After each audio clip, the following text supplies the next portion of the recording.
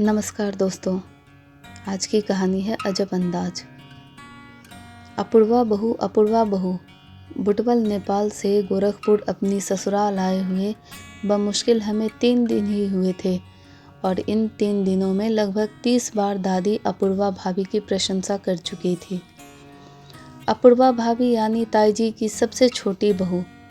हालांकि मैं उनसे कभी नहीं मिली थी क्योंकि हमारे विवाह के समय वो गर्भवती थी। राघव भैया अकेले ही आए थे लंदन से, लेकिन मन में नारी सुलभ जिज्ञासा थी, ऐसे कौन से सुरखाब के पड़ लगे हैं अपूर्वा भाभी में। ताई जी की 2 बहुएं और भी तो हैं, सुलक्षणा भाभी और शालिनी भाभी। फिर अपूर्वा भाभी की ही प्रशंसा क्यों करती रहती हैं दादी। उनके अनुसार अपूर्वा भाभी इतनी सुंदर और सुगर महिला है कि यहाँ तक कोई नहीं पहुँच सकता। मैं भी चाहे भरसक प्रयत्न कर लूँ, उनकी बराबरी कभी नहीं कर सकती। एक तो सफ़र की थकावट, दूसरे इतने बड़े बंगले से निकलकर संयुक्त परिवार के एक अदद कमरे में खुद को व्यवस्थित करना। ऊपर से उठते बैठते सोते जागते अपूर्वा भाभी की प्रशंसा। मन अड़ियल घोड़े सा पिछले पैरों पर खड़ा हो गया। चाहे जो भी हो, मैं अपूर्वा भाभी को पराजित करके ही रहूँगी। वैसे मुझे ज़्यादा काम करने की आदत नहीं थी, फिर भी कड़ाके की सर्दी के बावजूद मैंने उस दिन उबले हुए रीठे के पानी में पर्दे भिगोकर कमरे की खिड़की, दरवाजे और फर्श साबुन मिले पानी से रगड़ कर पहले साफ़ किए, फिर पॉलिश से चमकाकर पूरा कमरा शीशे की तरह चमका दिया। संतोष की लहर मेरे चेहरे पर फैल गई थी। अपनी अनदेखी प्रतिद्वंदी को मुंह चढ़ाते हुए मेरे मुंह से निकला, क्यों भाभी, आपने यहाँ रहते हुए कभी इस तरह कमरा चमकाया था? अब तुमने अपने आप से बातें करना भी शुरू कर दिया। अपने पीछे एक पुरुष स्वर सुनकर मैं चौंक कर पलटी। अश्विनी थे। आप कब आए? तुम्हें संसार की सबसे विशिष्ट अपूर्वा भाभी से मुकाबला करने से फुर्सत मिलेगी, तभी तो अपने इर्द गिर्द की आवाज़ें सुनोगी। हाँ, ये बात तो है। मैंने अपनी पेशानी पर उभर आई पसीने की बूंदें पोंछकर दादी की नकल उतारने की कोशिश करते हुए कहा, वो तो अच्छा है दादी यहाँ नहीं है। अगर होती तो जानते हो क्या कहती? अश्विनी की आंखों में चमक उतर आई। हंसते हुए बोले, क्या कहती? यही कि अपूर्वा इतनी सुघर थी कि वर्षों से घर चलाने वाली औरतों को भी मात दे देती रहती थी। घर की काया ही पलट कर रख दी थी उसने। फर्श तो ऐसे चमकाती थी कि चाहे उसमें अपनी शक्ल देख लो या खाना रखकर खा लो। निशि, ऐसा लगता है भाभी तुम्हारे दिलो दिमाग पर हावी हो गई है। चाहे जो भी हो, पर मैं इतना बता देती हूँ कि उनकी तरह मैं अपना चेहरा फर्श पर नहीं शीशे में देखूँगी और खाना भी टेबल कुर्सी पर बैठकर ही खाऊँगी। टेबल पर रखकर तो तब खाओगी ना निशि, जब कुछ पकाओगी। भाई, मुझे तो बहुत भूख लग रही है, पेट में चूहे कूद रहे हैं। किचन में चक्कर काट कर आए हूँ, वहाँ कुछ भी नहीं है। मुझे तुरंत अपनी गलती का एहसास हुआ। माँ और ताई सुबह ही पापा के साथ शहर गई थी, उन्हें लौटने में देर हो जाएगी। ये जानते हुए भी मैंने कुछ नहीं पकाया था। क्षमा याचक स्वर में बोली। उफ, कमरा व्यवस्थित करने के चक्कर में समय का ध्यान ही नहीं रहा। अलमारी में नूडल्स का पैकेट रखा है, वही बना देती हूँ। अश्विनी ने टेढ़ा मुंह बनाया तो मैंने एक और विकल्प सुझाया, बाहर चलते हैं। मैडम, ये गोरखपुर है, बुटवल नहीं, जहाँ जब जी चाहता था चल देते थे। मूनलाइट रेस्टोरेंट या फिर बिल्लू के ढाबे से खाना मंगा लेते थे। इस घर में घर का पका हुआ खाना ही खाया जाता है। माँ और ताई दोनों ही इतना स्वादिष्ट खाना पकाती हैं कि सभी उंगलियां चाटकर खाते हैं। क्रोध के आवेश में मेरा चेहरा लाल हो गया।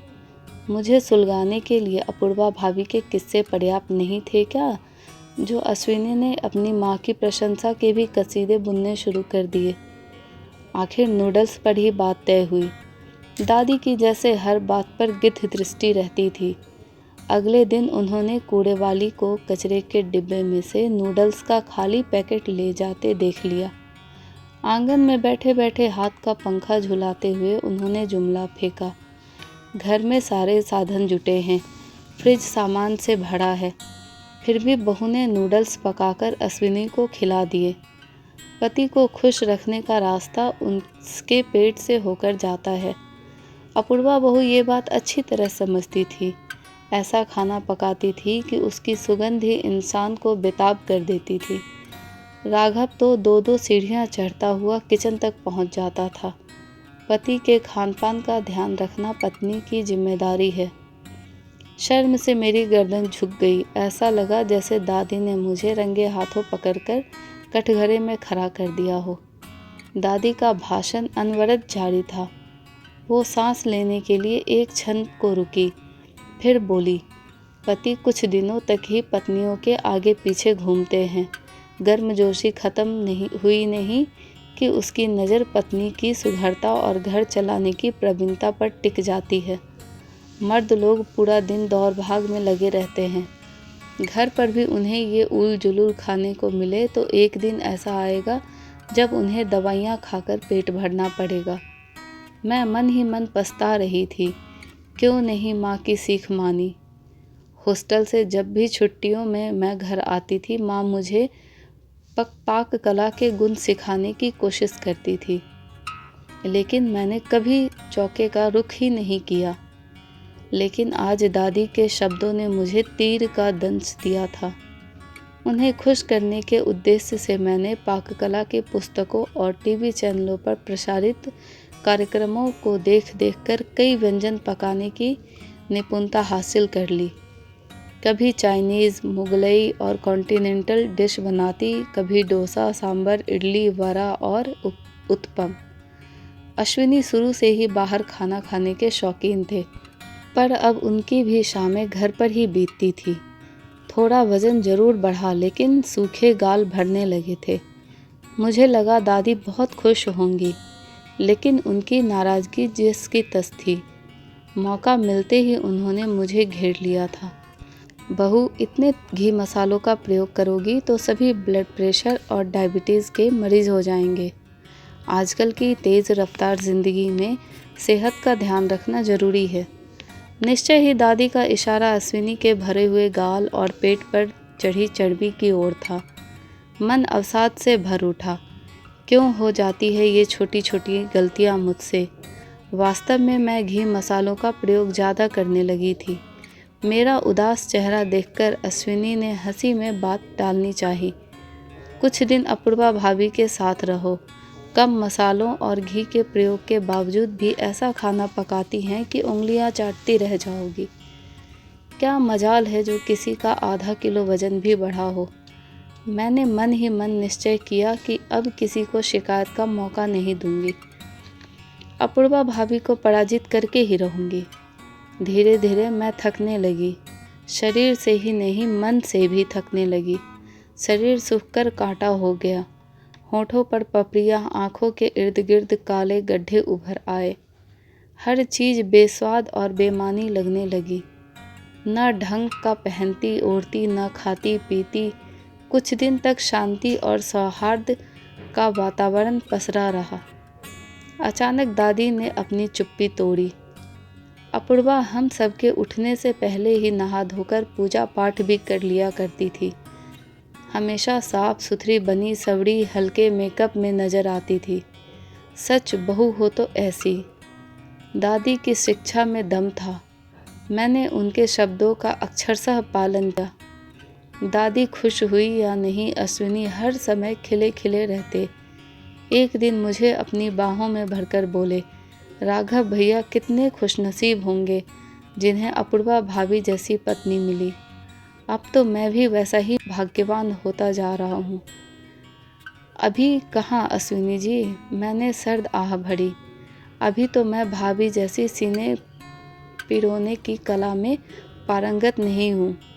सुना है वे तो बिस्तर की पुरानी चादरों से भी ऐसे लिबास तैयार कर लेती थी जिन्हें देखने वाला भ्रमित होकर सोचता कि लिबास सीधे पेरिस से सिलकर आ रहे हों। यह भी तो हो सकता है भाभी कपड़ा भी खुद ही बुनती होंगी। अश्विनी के स्वर में चंचलता थी। या फिर स्वेटर बुनने के लिए वो ऊन भी भेड़ों को मूंदकर हासिल करती हों। हम दोनों देर तक हंसते रहे।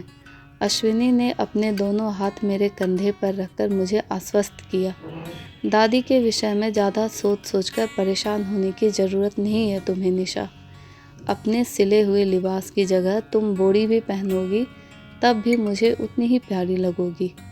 अगले 7 महीनों तक मैं जो भी पहनूंगी वो बोड़ी जैसा ही लगेगा। मैंने अश्विनी के गले से लगकर धीरे से कहा तो उन्होंने मेरे माथे पर चुंबन अंकित कर दिया। मैं गर्भवती थी। घर में अब तक हमने किसी को इस विषय में नहीं बताया था, लेकिन एक बार उल्टियाँ और चक्कर का दौर शुरू हुआ तो सभी जान गए कि खुशखबरी है। घर का माहौल थोड़ा खुशगवार हो गया। गर्भावस्था के 5-6 महीने बाद नारी के शरीर का विकास होता है तो शरीर बेडौल सा हो जाता है। दादी की नज़रें अक्सर मुझे घूरती रहती थी। उनके मन में क्या चल रहा था सासू माँ अच्छी तरह भाप गई थी। एक दिन अकेले में उन्होंने मुझे समझाया, निशी, साड़ी का पल्ला थोड़ा ढीला छोड़ा करो। अपूर्वा के बारे में लोगों को तब पता चला था जब मुन्ना हो गया था, लेकिन उस समय तो भाभी लंदन में थी, इसलिए तो वो हमारी शादी में भी नहीं आई थी।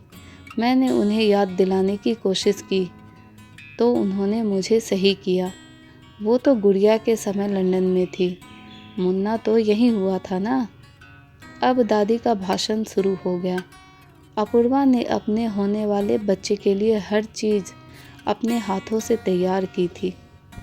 बेबी सेट, स्वेटर, यहाँ तक कि पोतरों के किनारे पर बेल और अंगूरे भी उसने खुद ही काढ़े थे। एक पल भी खाली बैठना उसे गवारा नहीं था। बच्चों को भी इतना अच्छा पालती है कि लोग मिसालें देते नहीं अघाते। यह तो पराकाष्ठा थी। मुझे खाना पकाना नहीं आता, घर संभालना नहीं आता, सीना परोना नहीं आता, मेरी गलती थी। लेकिन दादी की इच्छा अनुसार मैंने खुद को बदलने की कोशिश तो की, लेकिन जो बच्चा अभी तक पैदा ही नहीं हुआ उसे पालने की कला में मैं पारंगत कैसे हो सकती थी। अपूर्वा, अपूर्वा, अपूर्वा, मन अपनी अनदेखी प्रतिद्वंदी के प्रति ईर्ष्या से भर उठा। उनका नाम भी मुझे जहर सा लग रहा था। कई दिनों से मेरे अंदर ज्वार भाटा सुलग रहा था। आज दादी के शब्दों ने मेरे स्वाभिमान पर चोट करके इस आँच को और सुलगा दिया था। अरसे से संजोया बांध भावों के तीव्र प्रवाह से स्वतः टूट गया था। बोली, पोतरों के किनारे पर झालरें लटकाना, कढ़ाई करना कोई सुघड़ता नहीं है दादी। डॉक्टर कहते हैं बच्चों के कपड़े बेहद सादे और कंफर्टेबल होने चाहिए। दादी के बूढ़े जर्जर शरीर में न जाने कहाँ से ताकत आ गई। इससे पहले कि वो असल भाषण आरंभ करती, बड़बड़ाती हुई दूसरे कमरे में चली गई। यही तो कमजोरी है नई पीढ़ी की। अक्ल रत्ती भर भी नहीं और आत्मविश्वास जबरदस्त। न किसी की सुनेंगे न मानेंगे। सारा विज्ञान और डॉक्टरी जानकारी इन्हें के पास जमा है। कोई इनके फायदे की भी बात बताए तो वो भी बुरी लगती है। उस रात मैं अश्विनी के कंधे पर सिर रखकर घंटों सिसकती रही।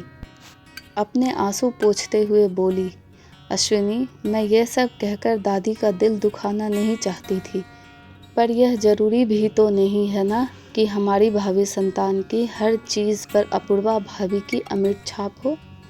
क्या मैं अपने तरीके से अपने बच्चे को पाल भी नहीं सकती? उठते बैठते दादी के उपदेश मुझे कचोटते हैं। इन्हें न तो मेरी भावनाओं की कद्र है न संवेदनाओं की। कम से कम इतना तो सोचे, इस माहौल का मेरे पेट में पल रहे बच्चे पर क्या प्रभाव पड़ेगा। अब हम चाहे यहाँ रहें या अलग मकान लेकर रहें, दादी जब भी अपूर्वा भाभी की प्रशंसा करेंगी मैं अपना थोड़ा बहुत मतभेद अवश्य प्रकट करूँगी। मेरा पारा 7वें आसमान पर पहुँच चुका था। अश्विनी मेरे बालों को सहलाते हुए बोले, बुटवल छोड़ने से पहले ही मैंने तुम्हें अलग घर लेकर रहने के लिए कहा था, लेकिन तुम्हें ही संयुक्त परिवार में रहने का शौक़ था। चलो, देर आए दुरुस्त आए। तुम्हें एक सरप्राइज़ दे रहा हूँ। कंपनी ने मुझे प्रमोशन दिया है। प्रमोशन के साथ मेरा वेतन भी बढ़ा है। अब हम आसान किस्तों में अपना घर खरीद सकते हैं। अपने घर को तुम अपनी इच्छा से सजाना संवारना, जैसा दिल चाहे काम करना। ना कोई नियम, ना कानून, ना ही दादी का खौफ। अपूर्वा भाभी भी प्रतिद्वंदी बनकर तुम्हारा पीछा नहीं करेंगी। मेरे चेहरे पर सन्नाटे की लकीरें खिंच गई।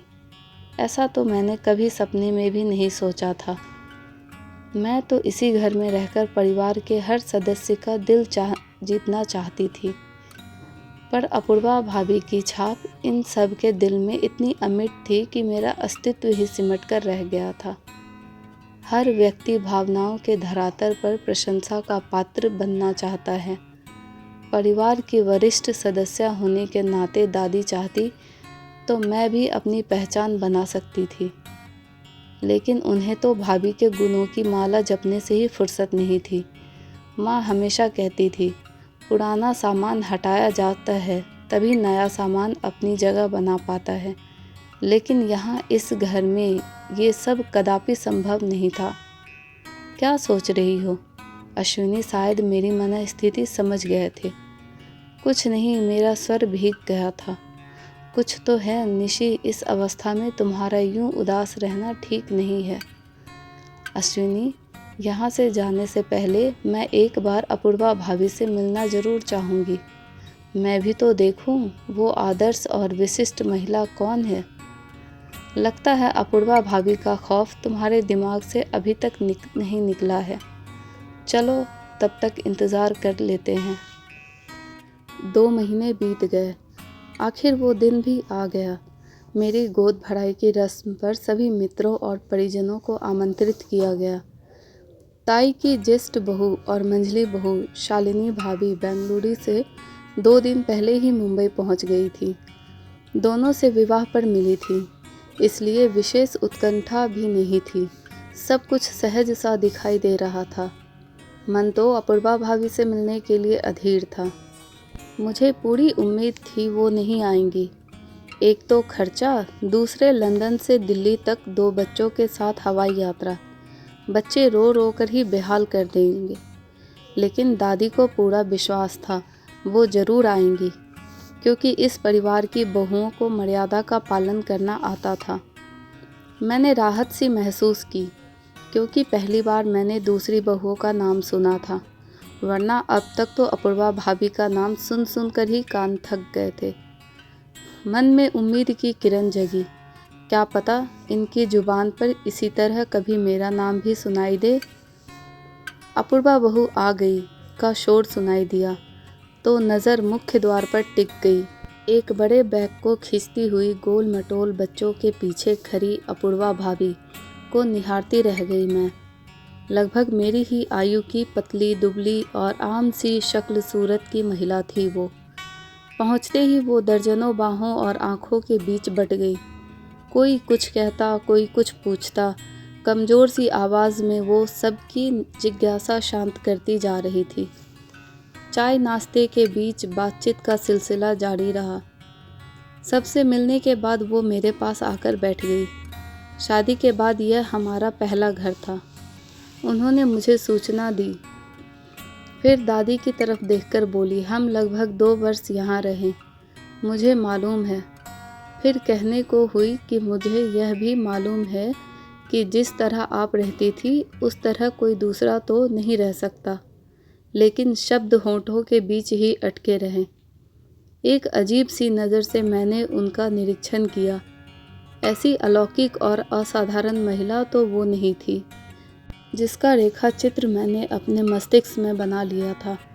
न ही असाधारण सुंदर थी, फिर भी हमेशा प्रशंसा क्यों। मैं चाहती थी गोद भराई की रस्म की तैयारी में पूरी भूमिका मेरी हो। मुझे भागदौड़ और काम करते देख भाभी ने कई बार प्यार दर्शाया, लेकिन उनके प्रति मेरे व्यवहार में उपेक्षा थी। मैं इस प्रकार दर्शाती रही जैसे मुझे पहले से बच्चे पालने का अच्छा अनुभव है। यदि वो दूसरे किसी काम में मेरी मदद करना चाहती तो मैं उसे उनके पहुंचने से पहले ही निपटा देती। एक सुबह मैं दोनों बड़ी भाभियों के साथ अपने कमरे में बैठी मटर छील रही थी। सासू माँ गुड़िया को दलिया खिला रही थी।